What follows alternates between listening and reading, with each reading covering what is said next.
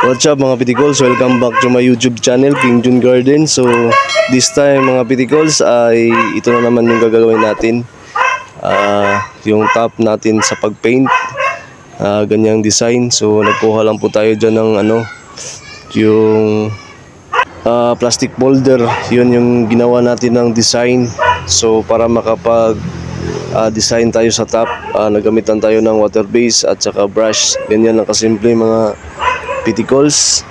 Sana ay suportahan niyo po itong YouTube channel ko at sana ay wag na po kayong mag-skip at i-click na rin yung notification bell para sa next time natin na mga video ay ma-update po kayo. Maraming salamat po. Yan po ang aking idea sa pagpipaint. Makuha natin ang mga gusto nating mga design. Kuha lang po tayo ng folder o plastic folder. Yan yung gupit-gupitin natin para makapag-design ho tayo.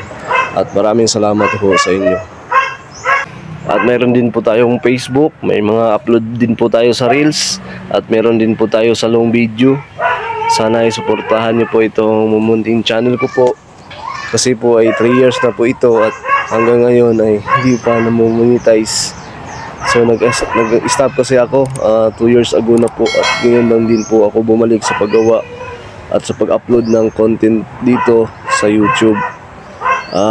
Sana po suportahan nyo po itong channel ko, King Jun Garden.